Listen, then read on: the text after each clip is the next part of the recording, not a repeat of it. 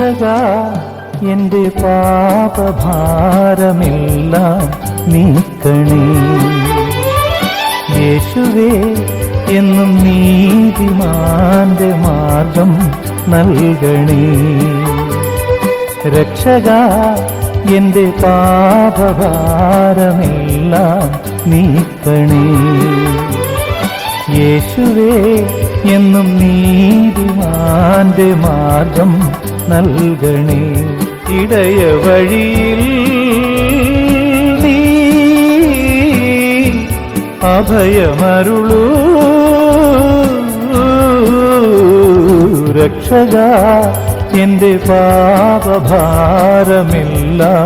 നീക്കണേ.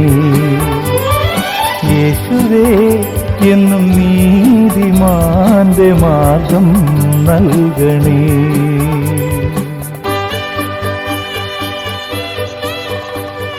പ്രിയക ദൈവത്തിന് സ്തുതി. ഇത്രയും സ്നേഹം നിറഞ്ഞ ദൈവജനമേ, നിങ്ങൾക്കേവർക്കും എന്നും ജീവിക്കുന്ന ക്രിസ്തുയേശുവിന്റെ ധന്യനാമത്തിൽ ജീവവചനത്തിലേക്ക് സ്വാഗതം. ജീവിതത്തിൽ പ്രയാസങ്ങൾ ഉണ്ടാകുമ്പോൾ, പ്രതിസന്ധി ഉണ്ടാകുമ്പോൾ, നിരാശയുടെ അനുഭവത്തിലേക്ക് അനേകർ മാറിപ്പോകാറുണ്ട്. നാം എല്ലാ വിധത്തിലും അവസാനിച്ചു എന്ന് പറയുന്നിടത്ത് ദൈവം കടന്നു വരുമെന്നും പുതിയതായ വഴികൾ ആരംഭിക്കുമെന്നും എല്ലാ വഴികളും അടഞ്ഞു എന്ന് കരുതുമ്പോൾ പുതിയ വഴികളെ ദൈവം തുറക്കുമെന്നും നാം തിരിച്ചറിയേണ്ടത് ഏറ്റവും ആവശ്യമാണ്. സാമ്പത്തികമായി ബുദ്ധിമുട്ട് അനുഭവിക്കുന്നതായ ആളുകളുടെ അടുക്കിലേക്ക്, രോഗക്കിടക്കയിൽ തകർന്നു പോയവരുടെ അടുക്കിലേക്ക് കടന്നു വന്ന് മനുഷ്യർ പലപ്പോഴും പറയാറുണ്ട്, ഇനി ഒരു രക്ഷയുമില്ല എന്ന്. എന്നാൽ ദൈവം പറയുന്നത്, ഞാൻ നിനക്ക് വേണ്ടി എല്ലാം പുതുതായി ചെയ്തു തരുമെന്നാണ്.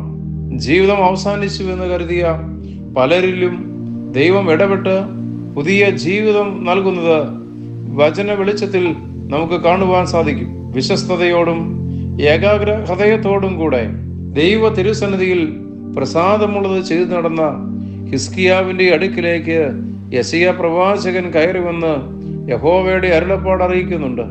മറ്റൊന്നുമല്ല, നീ മരിച്ചു പോകും എന്നാണ്. ഈ വാക്കുകൾ കേൾക്കുമ്പോൾ ഹിസ്കിയാവ് മാനുഷികമായ വഴികൾ തിരഞ്ഞെടുക്കുകയോ നിരാശയുടെ അനുഭവത്തിലേക്ക് പോകുകയോ ചെയ്യുന്നില്ല. പകരം തന്റെ മുഖം ചുവരിന്റെ നേരെ തിരിച്ച് യഹോവയോട് കരഞ്ഞ് പ്രാർത്ഥിക്കുന്നതായ ഹിസ്കിയാവിനെയാണ് നമുക്ക് കാണുവാനായിട്ട് സാധിക്കുമ്പോൾ, പ്രിയമുള്ളവരെ, ഹിസ്കിയാവിന്റെ കണ്ണുനീര് ദൈവം കാണുകയും യെശയ്യാ പ്രവാചകൻ നടുമുറ്റം കടക്കുന്നതിന് മുമ്പേ ഹിസ്കിയാവിന്റെ അടുക്കിലേക്ക് കടന്നു ചെന്നിങ്ങനെ പറയുവാൻ ദൈവം യെശയ്യാ പ്രവാചകനെ നിർബന്ധിക്കുന്നതായ ഭാഗം നമ്മൾ കാണുന്നുണ്ട്. യെശയ്യാ പ്രവചന പുസ്തകം 38-ാം അധ്യായം അതിന്റെ 5-ാമത്തെ വാക്യം, ഞാൻ നിന്റെ പ്രാർത്ഥന കേട്ടു, നിന്റെ കണ്ണുനീർ കണ്ടിരിക്കുന്നു, ഞാൻ നിന്റെ ആയുസ്സിനോട് 15 സംവത്സരം കൂട്ടും. പ്രിയ ദൈവജനമേ, നമ്മുടെ ജീവിതത്തിലും നമ്മുടെ മുഖം ചുവരിന് നേരെ തിരിച്ച് ദൈവത്തോട് കണ്ണുനീരുകൊണ്ട് പ്രാർത്ഥിച്ച് എത്രയോ ദിനങ്ങൾ നമുക്കുണ്ടായിട്ടുണ്ട്. എല്ലാം അവസാനിച്ചു, ഇനിയൊരു ഭാവിയോ ജീവിതമോ ഇല്ല എന്ന് പലരും നമ്മെ നോക്കി പിറുപിറുത്തതായ സന്ദർഭങ്ങളില്ലേ? എന്നാൽ അപ്പോഴെല്ലാം ദൈവം തന്റെ കെരൂബുകളിൽ മേൽ വാഹനമേറി ചാരെ വന്ന് നമ്മെ വാരിപ്പുണർന്ന എത്രയെത്ര സന്ദർഭങ്ങൾ നമ്മുടെ ജീവിതത്തിൽ കടന്നുപോയിട്ടുണ്ട്. പ്രിയ ദൈവവൈതലേ, നാം അതൊന്നും മറന്നു പോകരുത്. ഇന്നും എല്ലാം അവസാനിച്ചു എന്ന് കരുതി നിരാശയിലിരിക്കുന്ന ജീവിതങ്ങളുണ്ടോ? എങ്കിൽ ഒന്നും അവസാനിച്ചിട്ടില്ല. ദൈവം സകലതും പുതുതാക്കുന്നു എന്നുള്ളതായ വസ്തുത തിരിച്ചറിയുവാൻ അവർക്ക് ഈ ദിവസം ഇടയാകണം. പുതിയ കാര്യങ്ങൾ ചെയ്തു തരുന്ന ദൈവത്തിന്റെ സന്നിധിയിൽ ദൈവമുമ്പാകെ കരയുവാൻ നമുക്ക് സാധിക്കണം. മുഖം ലോകത്തിൽ നിന്ന് തിരിച്ച് ദൈവത്തിന് മുമ്പാകെ വിനയത്തോടെ നിൽക്കുവാനും ദൈവത്തിന് മുമ്പാകെ കരയുകയും ചെയ്യുമ്പോൾ ദൈവം പുതിയ വഴികളെ നമുക്ക് ഒരുക്കി തരും. അത് നിശ്ചയമാണ്. പള്ളിപ്രമാണിയായിരിക്കുന്ന യായിറോസിന്റെ മകൾ മരിച്ചുപോയി, ഇനി ഗുരുവിനെ അസഹ്യപ്പെടുത്തേണ്ട എന്ന് പള്ളിപ്രമാണി വീട്ടിൽ നിന്ന് ആൾ വന്ന് പറഞ്ഞ് എല്ലാം അവസാനിച്ചുവെന്ന് എല്ലാവരും കരുതുന്ന ഒരു സന്ദർഭമുണ്ട്. എന്നാൽ യേശു പറയുന്നതായ കാര്യമുണ്ട്, ഭയപ്പെടേണ്ട, വിശ്വസിക്കുക മാത്രം ചെയ്യുക. എല്ലാം അവസാനിച്ചെടുത്ത് യേശു ആ ബാലയ്ക്ക് പുതുജീവിതം നൽകിയതായി മർക്കോസിന്റെ സുവിശേഷം 5-ാം അധ്യായത്തിൽ നമ്മൾ വായിക്കുകയാണ്. പ്രിയമുള്ളവരെ, ജീവിതത്തിൽ എല്ലാം നഷ്ടപ്പെട്ടു എന്ന് പറയുമ്പോഴും ദൈവത്തിന് അസാധ്യമായതൊന്നുമില്ല എന്നുള്ളതായ തിരിച്ചറിവ് നമുക്ക് ആവശ്യമാണ്. ചിലപ്പോൾ നമ്മളുടെ പ്രാർത്ഥന ദൈവം കേൾക്കാതിരുന്നിട്ടുണ്ട് എന്ന് ചിന്തിക്കുമ്പോഴും ദൈവത്തിന് നമ്മെക്കുറിച്ചൊരു പദ്ധതിയുടേതായ ഭാഗമാണ് അത് എന്ന് തിരിച്ചറിയുവാൻ നമുക്ക് സാധിക്കണം. അതോടൊപ്പം തന്നെ ജീവിതത്തിൽ പ്രയാസങ്ങൾ വരുമ്പോൾ, പ്രതിസന്ധികൾ വരുമ്പോൾ ദൈവത്തിൻ്റെ സന്നിധിയിൽ നമ്മെ ഒന്ന് ഒരുക്കുവാൻ, ദൈവസന്നിധിയിൽ പുതിയൊരു വഴികൾ തുറക്കുവാനുള്ളതായ അവസരങ്ങൾ കൂടിയാണ് അത് ദൈവത്തിനു മുമ്പാകെ നമ്മെ സമർപ്പിക്കുവാനുള്ളതായ അവസരം കൂടിയാണ് എന്നുള്ളതായ ആ വസ്തുത മനസ്സിലാക്കി കർത്താവിൻ്റെ സന്നിധിയിലേക്ക് നമുക്ക് പോകുവാൻ നമുക്ക് സാധിക്കണം. ജീവിതം അവസാനിച്ചിട്ടില്ല, ദൈവം പുതിയ കാര്യങ്ങൾ ചെയ്തു തരും. അത് മനസ്സിലാക്കി ജീവിതത്തെ ക്രമപ്പെടുത്തുവാൻ നമുക്ക് സാധിക്കുമ്പോൾ നമ്മുടെ ജീവിതം അനുഗ്രഹപ്രദമായി മാറും.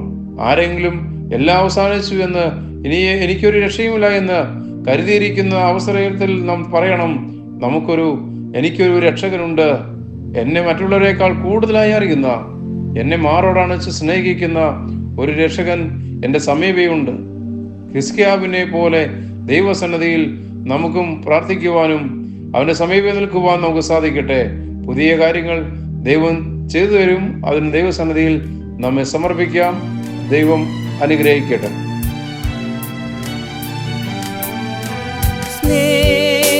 സ്നേഹനാഥ ഒരു ബലിയായി ഇനി നിന്നിൽ ഞാനും ജീവിക്കുന്നേ. എന്റേതായതെല്ലാം സമർപ്പിക്കുന്നു. പ്രിയനായി എന്നെ സ്വീകരിക്കൂ.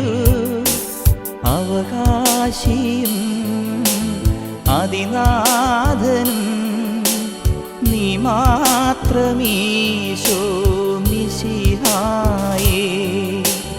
അവകാശിയും അതിനാഥനും നീ മാത്രമീശോ മിശിഹായേ. ആരാധിച്ചിടാം, കുമ്പിട്ടാരാധിച്ചിടാം.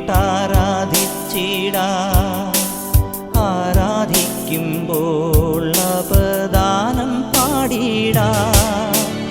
ആ പൂജിതമാം രക്ഷാനാമം വാഴ്ത്തിപ്പാടാം. ആ പദമലരിൽ